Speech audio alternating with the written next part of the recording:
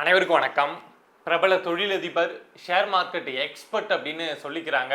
So அப்பேற்பட்ட PR Sundar நேத்தி தாவேக அரசால் கைது செய்யப்பட்டிருக்காரு. நிறைய கண்டனங்கள் திமுக காரங்க மற்ற கட்சிகள் எல்லாம் சேர்ந்து இது வந்து பழிவாங்கும் நடவடிக்கை, இப்படிலாம் செய்யக்கூடாது அப்படின்னு சொல்லிட்டு நிறைய கண்டனங்கள் தெரிவிச்சிட்டு இருக்காங்க. ஸோ என்ன விஷயம், இந்த PR சுந்தர் யாரு, அவருடைய பின்புலம் என்ன, திமுகவுக்கு அவர் எதை மாதிரியான ஒரு நபர் அப்படிங்கிறது இந்த வீடியோவில் பார்ப்போம். அதே மாதிரி இந்த PR சுந்தர் எந்த வழக்கில் கைது செய்யப்பட்டிருக்கார் அப்படிங்கிறதையும் இந்த வீடியோவில் பார்ப்போம். அதுக்கு முன்னாடி ஒரு விஷயம் என்ன அப்படின்னா, இந்த PR சுந்தர் வந்து அவருடைய ட்விட்டர் பேஜில் சில ட்வீட்லாம் போட்டிருக்காருங்க. அதை படித்து காட்டுறேன், அப்போவே உங்களுக்கு புரிஞ்சிடும் ஏன் தாவேக அரசு இந்த ஆளை வந்து கைது பண்ணியிருக்காங்க, தூக்கி உள்ளே வச்சிருக்காங்க அப்படின்னு. பிப்ரவரி 12 இந்த ட்வீட் வந்து PR சுந்தர் போட்டிருக்காரு. Businessman, share market expert. So அவரு போட்டிருக்காரு, ஒவ்வொரு வீட்டிலும் ஒரு விஜய். ஸோ அப்போ வந்து சொல்லிட்டு இருந்தாங்க இல்லையா, எல்லார் வீட்டிலும் விஜய் இருக்காங்க அப்படின்னு. அதுக்கு இவர் என்ன போட்டிருக்காரு அப்படின்னா, ஒவ்வொரு வீட்டிலும் ஒரு விஜய் அப்படின்னு சொல்றீங்க, அப்போ ஒவ்வொரு பக்கத்து வீட்டிலும் யார் இருக்காங்க அப்படின்னு சொல்லி ட்வீட் போட்டிருக்காரு.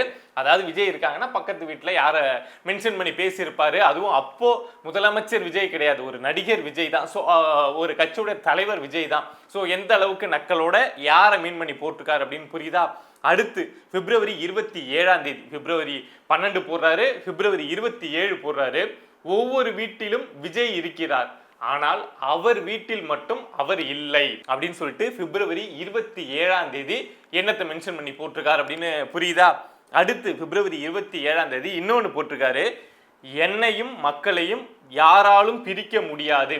அதாவது விஜய் அவர்களை வந்து பேசுறப்போ அந்த பிரச்சார டைம்ல வந்து என்னையும் மக்களையும் நீங்க என்னதான் பண்ணாலும் பிரிக்க முடியாது அப்படின்னு சொல்லி பேசினாங்க. அதுக்கு இந்த PR சுந்தர், என்னையும் மக்களையும் யாராலும் பிரிக்க முடியாது, அப்போ உங்களையும் உங்கள் மனைவியையும் அப்படின்னு சொல்லிட்டு கேள்விக்குறி போட்டு பிப்ரவரி 27 போட்டிருக்காரு. அடுத்து மார்ச் 8 நடிகரை விவகாரத்து செய்தால் எதுவும் கிடையாது, ஆனால் அவரை முதலமைச்சராக்கினால் ரூபாய் 2500 கிடைக்கும். ஃபேட் ஆஃப் சங்கீதா ஹேஷ்டாக் போட்டு வச்சிருக்காரு. அதாவது தாவேகா வந்து நாங்கள் ஆட்சிக்கு வந்தால் 2500 கொடுப்போம் அப்படின்னு சொன்னோம்ல, ஸோ அதை மென்ஷன் பண்ணி முதலமைச்சரான 2500 கொடுப்பாங்களாம், ஆனால் டிவோர்ஸ் பண்ணால் சங்கீதாவுக்கு ஒன்றுமே கொடுக்க மாட்டாங்களாம் அப்படின்னு சொல்லி மென்ஷன் பண்ணி இந்த PR சுந்தர் வந்து மார்ச் 8 போட்டிருக்காரு. இப்படி போட்டா தாவேக அரசு கைது பண்ணுவாங்களா மாட்டாங்களா? இப்போ ஒரு நபர் திமுக காரன், முன்னாள் MLA-வா இருந்தவங்க, முன்னாள் அமைச்சரா இருந்தவங்க, இதை மாதிரி விஷயங்களை பர்சனல் லைஃபை இழுத்து பேசினாவே தூக்கி உள்ள போட்டு வைக்கிறாங்க. உதயநிதியவே ஆட்டம் காட்டிட்டாங்க. ஆனா இந்த நபர் இந்த அளவுக்கு பச்சையா பேசி வச்சிருந்தா கைது பண்ணுவாங்களா மாட்டாங்களா? ஆனா இப்ப கைது பண்ணியிருக்கிறது வேற வழக்குல. ஸோ அது என்ன வழக்கு அப்படின்னு சொல்றதுக்கு முன்னாடி இந்த PR சுந்தரை பத்தி தெரியாதவங்களுக்காக சொல்லிடுறேன். அதாவது ஒரு பினாமி இருக்காங்க அப்படின்னா எப்படி இருப்பாங்கன்னா, சைலண்டா இருப்பாங்க. அவங்க வந்து இருக்கிறதே தெரியாது, ரொம்ப பெரிய பிக் ஷாட்டா இருப்பாங்க. ஆனா மீடியாவுக்கோ மீடியா பிரசன்ஸோ இதை மாதிரி விஷயங்கள்ல தெரியவே மாட்டாங்க. ஏன்னா அவங்க பினாமி இல்லை. நாளைக்கு தெரிய வந்ததுன்னா ஒன்னொன்னா தோண்ட ஆரம்பிச்சாங்கன்னா மீடியாவில் நியூஸ் வர ஆரம்பிச்சிடும் அப்படின்னு வெளியில தன்னுடைய பிரசன்ஸை பப்ளிக் பிளேஸ்ல காட்டிக்கவே மாட்டாங்க. ஆனா இந்த PR சுந்தர் அப்படி கிடையாது. ஒரு பிரபல விரும்பி தன்னை வந்து வெளியில காட்டிக்கணும், தான் பெரிய ஆளுன்னு காட்டிக்க விரும்பக்கூடிய ஒரு பினாமி. இதை மாதிரி நபரை பொதுவாக பினாமியா வைக்க மாட்டாங்க. பட் திமுக காரங்க இந்த ஆளை தான் பினாமியா வச்சிருக்காங்க. ஸோ இப்போ கூட ரீசெண்டா இவர் அடிக்கடி வந்து பேசுறது இல்லாம பினாமியா இருக்கவங்க இதை மாதிரிலாம் வந்து ஆக்சுவலாக ட்வீட் போட மாட்டாங்க, தெரியும்ல நமக்கு. அப்படியே பொத்தி வச்சிருப்பாங்க மேல இருக்கவங்க. ஆனா இந்த ஆள் இப்படிலாம் ட்வீட் போட்டு தெரிஞ்சாரா? இப்போ கூட ரீசெண்டா வந்து ஒரு யூடியூப் சேனலோ இல்லை ஒரு சேனல் நினைக்கிறேன், போயிட்டு அவருடைய வீடெல்லாம் வந்து அப்படியே எடுத்து எப்படி வசதியாக வாழ்றார் அப்படிங்கிற மாதிரிலாம் வீடியோ போட்டிருந்தாங்க. உண்மையாலுமே நான் ஃபுல்லாக பார்க்கல, கொஞ்சம் பார்த்தேன். அவ்வளவு ஷாக்காக இருந்துச்சு. ஒரு மனுஷன் இவ்வளோ சொஃபஸ்டிகேட்டடாக இவ்வளோ பணத்தை வச்சுக்கிட்டு இப்படிலாம் வாழ முடியுமா? வீட்டுக்குள்ளே ஒரு தேட்டர் அது இதுன்னு அப்படியே பார்க்குறப்ப என்னடா செஞ்சு சம்பாதிக்கிறீங்க? நாங்களும் அதுக்கு தாண்டா கஷ்டப்படுறோம், எங்களால் ஒரு ரூபா சம்பாதிக்க அவ்வளோ கஷ்டமாக இருக்குது, நீங்களாம் என்னடா செஞ்சு சம்பாதிக்கிறீங்க, எப்படா இவ்வளோ பணத்தை இது பண்ணுறீங்க அப்படிங்கிற மாதிரி அதில் இருந்தது. அதில் ஒரு விஷயம் நான் சொல்கிறேன். ஒரு சேருங்க, வீட்டுக்குள்ளே இந்த தேட்டரு செட் பண்ணுறது அதெல்லாம் வந்து யூஸ்வலாக எல்லாம் இப்போ பண்ண ஆரம்பிச்சிட்டாங்க. பணம் வச்சுருக்கவங்க எல்லாருமே வீட்டுலேயே தேட்டர் செட் பண்ணுறதுலாம் இந்த ஆளும் பண்ணி வச்சுருக்காரு. ஆனால் சொல்கிறாரு, சென்னையிலேயே இருக்கக்கூடிய தேட்டர்ஸ்லேயே நீங்கள் பெஸ்ட் அப்படின்னு பார்த்தீங்கன்னா நீங்கள் இதை தான் சொல்லுவீங்க. ஸோ அந்த அளவுக்கு செலவு பண்ணியிருக்கேன், எல்லாமே காஸ்ட்லி அப்படின்னு சொல்லிட்டு அதெல்லாம் சொல்லிட்டு இருந்தார். ஓகே, ஆனால் எனக்கு பார்த்த உடனே என்னன்னா, இப்படி ஒரு சேர் இருக்கு, இந்த சேருன்னு நினச்சிக்காதீங்க, அது எத்தனை லட்சம் வருமோ தெரியல அந்த சேர். அப்படி ஒரு சேர் இருக்கு. அந்த சேர்ல சேர்ல வந்து நம்ம அதை அட்ஜஸ்ட் பண்றது அதெல்லாம் பார்த்துருப்போம். அந்த சேர்ல இந்த இடத்துல லைட்டா பில்லோ மாதிரி ஒன்று இருக்குங்க. அதை வந்து இப்படி டில்ட் பண்ணலாம், இப்படி இப்படி இப்படி மாத்தலாம் அப்படிங்கிற மாதிரி ஒரு பில்லோ ஒன்று இருக்கு. அதை கூட கையால பண்ற மாதிரி இல்லை, ஆட்டோமேட்டிக். அதாவது நீங்க அதை அட்ஜஸ்ட் பண்ணணும் அப்படின்னா கீழே பட்டன் அப்படி இப்படி அழுத்துனீங்கன்னா அது இப்படி இப்படி இப்படி போகும், இப்படி இப்படி வரும். மொத்த சேரும் சொல்லுங்க, சேருக்குள்ள இந்த ஹெட்டுக்கு மட்டும் ஹெட் ரெஸ்ட்னு சொல்லுவாங்கல்ல, ஸோ அதுக்கு மட்டும் ஒரு தனியா ஒரு பார்ட் இருக்கு. அதை கூட கண்ட்ரோல் பண்ற அளவுக்கு பட்டன் வச்சு அந்த அவ்வளவு சொஃபஸ்டிகேட்டடா வாழ்ந்துட்டு இருக்க நபர் தான் இந்த பிஆர் சுந்தர். சரிப்பா, இந்த பிஆர் சுந்தர் என்ன செஞ்சு சம்பாதிச்சாரு, பிசினஸ் மேன் சொல்றாரு இல்ல ஷேர் மார்க்கெட் எக்ஸ்பர்ட்னு சொல்றாரு அப்படின்னா அப்படிலாம் ஒரு ஈர வெங்காயமும் கிடையாது. திமுக நபர்களுடைய சொத்து துபாயில இருக்கும்ல, நம்ம முதலமைச்சர் எம் கே ஸ்டாலின், முன்னாள் முதலமைச்சர் எம் கே ஸ்டாலின் கூட அடிக்கடி துபாய்லாம் போயிட்டு வருவார்ல. இன்னும் திமுக நிறைய பேர் துபாயில சொத்து வாங்கி போட்டிருக்காங்கல்ல, அவங்களுடைய சொத்தை பராமரிக்கக்கூடிய ஒரு மெயின்டைன் பண்ணக்கூடிய ஒரு ஆளு தான் இந்த பிஆர் சுந்தர். இது இல்லாம திமுக காரர்கள் சில பேருக்கு பினாமியாவும் இருக்காரு, துபாயில இருக்கக்கூடிய சொத்தை பராமரிக்கக்கூடிய ஒரு ஆளாவும் இருக்காரு. ஸோ திமுக காரங்க சொத்துல இருந்து ஒரு அப்படியே ஒரு சின்ன பருக்க இந்தாண்ட சதறி விழுந்தாலும் அதை வச்சிருந்தாலும் அவன் பெரிய கோடீஸ்வரன் தானே. அதை மாதிரியான ஒரு நபர் தான் இந்த பிஆர் சுந்தர். பொதுவா நான் முன்னாடி சொன்ன மாதிரி தான் இதை மாதிரி பினாமியா இருக்கவன், பெரிய பெரிய அரசியல்வாதியுடைய சொத்துக்கு பினாமியா இல்லை மெயின்டைன் பண்ற அது மாதிரி இருக்கிறவங்க மீடியா பிரசன்ஸ் காட்ட மாட்டாங்க, தான் இருக்கிற இடம் தெரியாம அமைதியா இருப்பாங்க.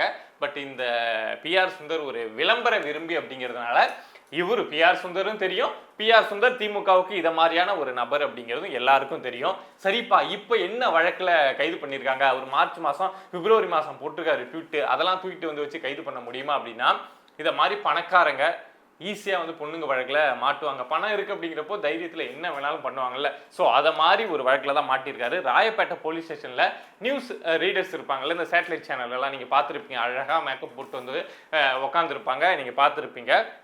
ஸோ அப்படி ஒரு நியூஸ் ரீடர் வந்து ராயப்பேட்டை ஸ்டேஷனில் வந்து பிஆர் சுந்தர் மேலே என்னை வந்து இதை மாதிரி செக்ஷுவலாக ஹராஸ் பண்ணார், என்னை மிஸ்யூஸ் பண்ண பார்த்தாரு அப்படின்னு சொல்லி கம்ப்ளைண்ட் கொடுத்துருக்காங்க.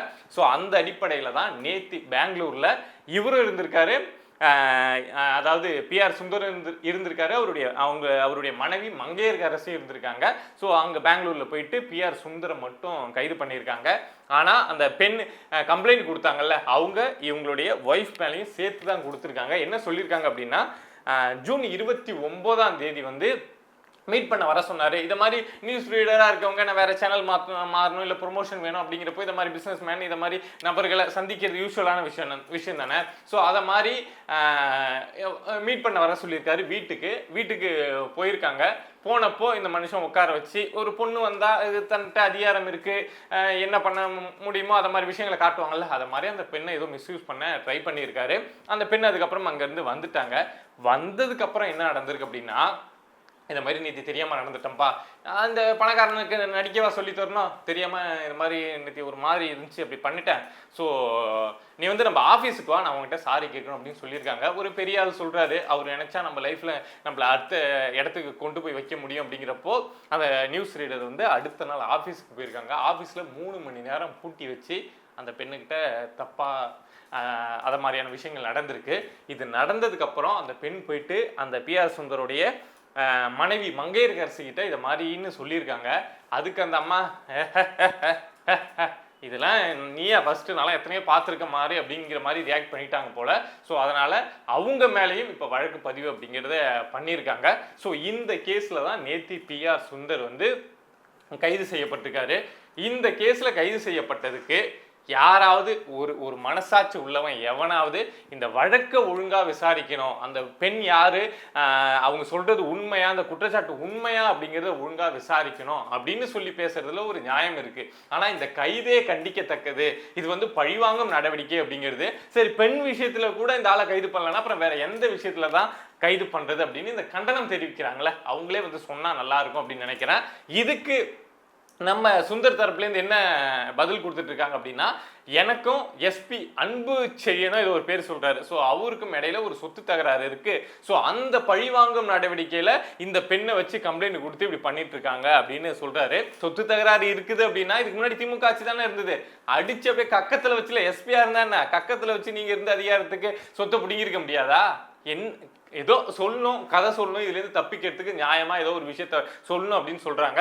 ஸோ இந்த விஷயத்த காவல்துறை முறையா விசாரிச்சு இந்த கண்டனம் தெரிவிச்சிருக்க பேசிட்டு இருக்காங்கல்ல இது மாதிரி கைது பண்ணதுக்கு. ஸோ அவங்களுக்கும் புரியும்படியா இதை பாருங்க இந்த ஆள் இந்த விஷயம் தான் பண்ணியிருக்காரு அப்படிங்கிறத ஆதாரப்பூர்வமா ப்ரூவ் பண்ணி இவங்க வாயெல்லாம் அடைக்க வேண்டியது தமிழ்நாட்டு காவல்துறையுடைய பொறுப்பு. ஸோ இதை மாதிரி நம்மளை சுற்றி நடக்கக்கூடிய விஷயங்கள், அது அரசியல் சார்ந்த விஷயங்களாக இருக்கலாம், இல்லை சமூக பிரச்சனையாக இருக்கலாம், எதுவாக இருந்தாலும் நீங்கள் தெரிஞ்சுக்கணும் அப்படின்னு நினச்சிங்கன்னா மறக்காம பிரபா டாக்ஸ் சேனலை சப்ஸ்கிரைப் பண்ணி சப்போர்ட் பண்ணுங்க. நீங்க இருக்கீங்க அப்படிங்கிற நம்பிக்கையில தாங்க நான் இங்க உட்காந்து பல விஷயங்களை எடுத்து பேசிட்டு இருக்கேன். சப்போர்ட் பண்ணுவீங்க அப்படின்னு நம்புறேன். நன்றி.